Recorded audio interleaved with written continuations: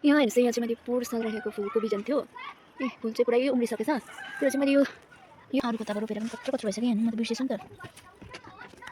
यो चाहिँ फिजिया हो। यसको त मैले एकछिन नामै बिर्सिगएँ नि त हो। त्यो भएर चाहिँ सबै उम्रिसकेछ। यहाँ चाहिँ अर्को यो चाहिँ त्यही हो, तर यो चाहिँ ओरेन्ज कलरको फुल छ भन्दैछ है, तर यो त तर यसै मसिनै आउँछ। त्यो भएर चाहिँ रोप्नु बिर्सेछु नि। अब चाहिँ यसलाई म लगेर फटाफट रोप्नेछु। छ मेरो पट र यो फुललाई चाहिँ म लगेर लाँदैछु रोप्नुलाई। यो चाहिँ मेरो मल अलिकति गाईको मल छ र मैले यहाँ लिएको छु मल। यो चाहिँ बाख्राको मल हो। यो फुललाई चाहिँ अब है कस्तो गाईको मल एकदम दामी हुन्छ, तर पनि अब मल गाईको मल चाहिँ छैन। त्यो भएर चाहिँ मैले यहाँ बाख्राको मल खोजेर ल्याएको छु। यहाँ छ मेरो यो चाहिँ यसको पत्ता हो, के भन्छ अमलाको पत्ता। यहाँ चाहिँ मैले अमलाको बोट झरेर चाहिँ त्यसको पत्ताहरू चाहिँ सबै फुलको लागि राम्रो हुन्छ भनेको थिएँ नि त। त्यो सुनेर चाहिँ मैले यहाँ सबै थुपारिरहेको थिएँ त्यसको पत्ता, तर यहाँ पुरा यस्तो किराहरू रहेछ।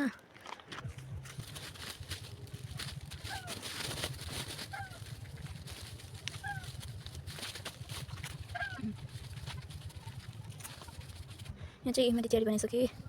यो चाहिँ अमलाको पत्ता हो र यसमा चाहिँ अझै माटो हाल्नेछु। माटो हाल्नुलाई चाहिँ म यहाँ चाहिँ मैले एकदमै सब्जीको छिल्काहरू भयो, जुनै अब किचनबाट निस्केको होइन, त्यो कुहिने चिजहरू जस्तो प्याजको भयो, लसुनको भयो है, सब्जीहरूको त्यो वेस्ट त्यो फ्याँक्ने चिजहरूलाई चाहिँ मैले यहाँ थुपारेर चाहिँ यहाँ सानो खडल छ होइन, त्यो खडलमा चाहिँ मैले यहाँ थुपारिरहेको थिएँ नि त आलुको छिल्काहरू। यसरी चाहिँ यसलाई चाहिँ मैले मल बनाएको थिएँ। अन्त अब यो त्यही फुललाई हाल्नुको लागि चाहिँ यहाँबाट निकाल्नुपर्छ। त्यो भएर चाहिँ यहाँ मैले सबै हेर्नु चाहिँ मल जस्तो भइरहेको छ। त्यो चाहिँ यहाँ मलहरू बेसी पाउँदैन।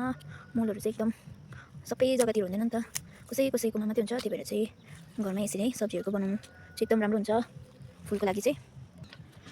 म चाहिँ यहाँ मल पनि है, यो चाहिँ एकदम पछिको मल हो। त्यही भएर चाहिँ म यहाँ फटाफट खनेर चाहिँ थुपार्दैछु।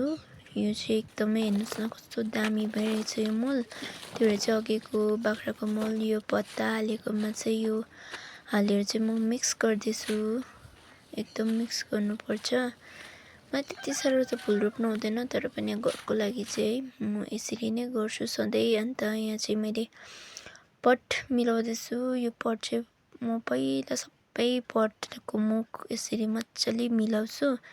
सबै मिलाइसकेको छु। अन्त यहाँ हेर्नुहोस् अब म चाहिँ भर्नु थालेँ होइन। यो भर्दा चाहिँ कति पनि टाइम लाग्दैन, किन त्यसको त्यो मुख मिलाउनु चाहिँ एकदम अलिकति टाइम लाग्छ होइन। अन्त यो भर्नु त अब हालेको गर्नु चाहिँ एकैछिनमा भइहाल्छ।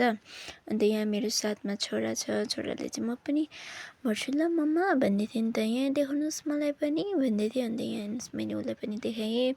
र अब यसमा चाहिँ मैले यो फिजिया चाहिँ एकदमै सानो सानो दाना भइएको छ। यो सालको चाहिँ पोहोर सालको चाहिँ त्यस्तो थिएन, अलिक ठुल्ठुलै थियो, तर यो सालको चाहिँ एकदमै सानो भएको छ।